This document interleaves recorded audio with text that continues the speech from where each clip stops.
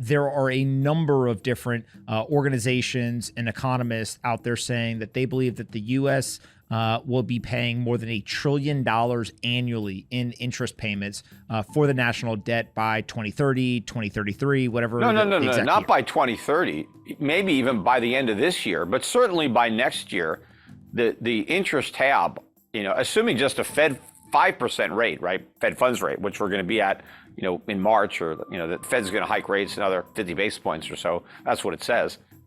We should be at $1 trillion in interest by the end of the year, if not next year. But we're not going to stop there. I mean, then we'll be $2 trillion. And what happens when the national debt is $50 trillion and interest rates are 10%? Well, that's $5 trillion a year in interest on the national debt. I mean, the numbers are enormous because the debt is going to keep going up and interest rates are going to have to keep going up because the more debt we have, the more inflation we're going to create. And the more inflation we create, the higher interest rates have to be. This is an unsustainable. Even Powell admitted that what we're doing is unsustainable. It is unsustainable. When is it going to end?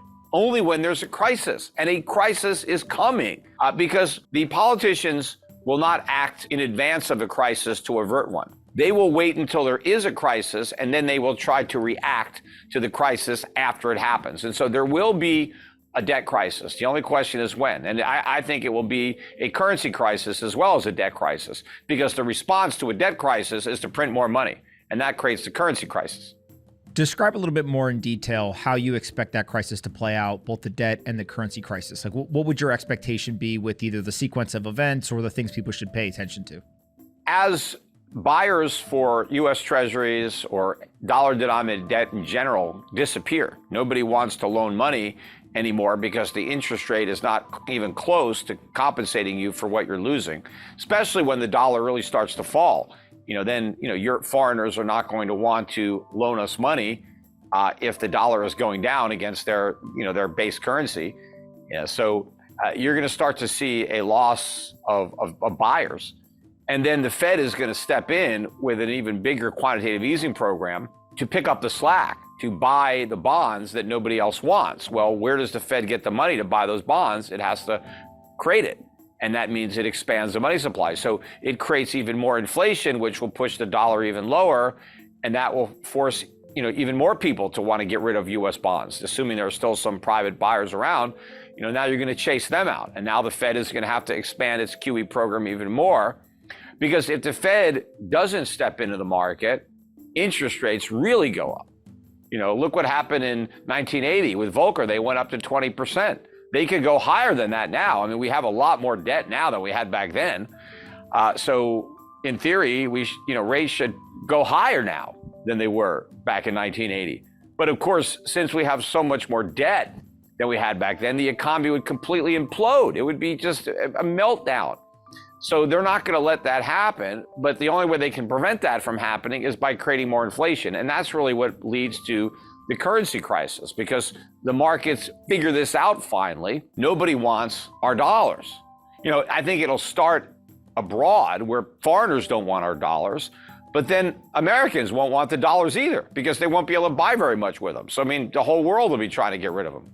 Do you think the United States debt limit gets increased? Could the U.S. default? And how does the debt limit play into monetary policy and the Fed decision-making?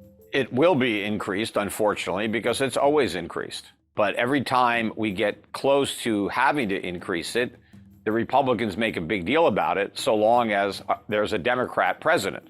Because when Trump was president or when Bush was president, they didn't care. They raised the debt ceiling. But once you have a Democrat in the White House, then all of a sudden you get a few Republicans who say, oh, wait, we don't want to raise the debt ceiling. Well, we want to cut spending. Well, why don't you cut spending when you got the White House, Because they don't actually want to cut spending. They just want to talk about it. And so you're going to get some Republicans talking about how we have to get a handle on the debt. But at the end of the day, we never get a handle on the debt. And we're going to increase the debt ceiling. Now, we would all be better off if we never increased the debt ceiling, had they never raised it the very first time. And we've had it for like 100 years, but we'd be better off if the initial debt ceiling was still in place and we didn't have all this debt. The reason we have so much debt is because they keep raising the ceiling. And it's nonsense to say we have to raise the ceiling to pay our bills. If we wanted to pay our bills, we wouldn't have to raise the ceiling. We would just pay our bills.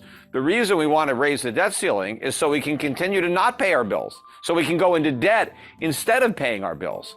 But the problem is paying the bills actually costs money. Nobody wants to pay the bills. The politicians want to keep on kicking the can down the road, so they want to raise the debt ceiling again so that we can continue to not pay our bills and have the debt, national debt, go up to 35 trillion, 40 trillion, 50 trillion, infinity and beyond. But the problem is going to come when we reach a ceiling that we can't raise. And that is the lending ceiling. That is the willingness of the rest of the world to loan us money, because when we hit that ceiling, then we're done. But the crazy part about it is we tell our creditors, if we can't borrow more money, we will default. Well, we're basically telling the creditors that this is a Ponzi scheme, because we're only going to pay back our current bondholders if we find somebody dumb enough to buy new bonds. And then we can take that money and use it to pay off the guys who own our bonds now. But why would you deliberately loan money to a government if they're telling you right off the bat, if we can't borrow more money, we're just going to default and you're never going to get your money back? The politicians should be saying, if we don't raise the debt ceiling, we are going to cut Social Security, we're going to cut Medicare, and we're going to prioritize interest on the national debt. Or we're going to have an emergency tax hike. We're going to raise everybody's taxes so we can pay the debt. No, they don't say that. They say if we can't borrow more money, we're defaulting. So how much longer can this go on? Because default is inevitable. It's only a question of when. Now, of course, the other thing that they can do if they're not going to default, well, they just print. Well, then there's hyperinflation, and that's the same thing. It's actually worse than defaulting. Could we see a world over the next 10 or 20 years in the United States where inflation is 10 or higher on an annual basis? I think so, although I don't think our creditors will put up with 10% inflation that many years in a row, especially when the interest rates are well below that and they're really getting killed. But, inflation is a form of default. If the central bank prints a bunch of money and you have 10% inflation and we have a $30 trillion national debt, we've just repudiated 3 trillion of the 30. It is a slow default. That's what it is. It's just a different way of defaulting. You do it through inflation instead of just reducing what you pay. But the impact is the same for the bondholders. Either you get all your money back, but you can't buy as much, or you get less money back, but you can actually buy the same. Let's say there's 10% inflation.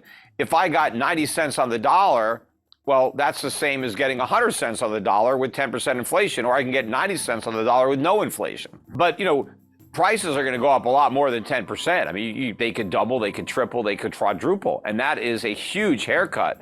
The bondholders end up losing 70, 80% or more of the value of what they loaned. And, that's like the government paying off 10 cents on the dollar, 20 cents on the dollar.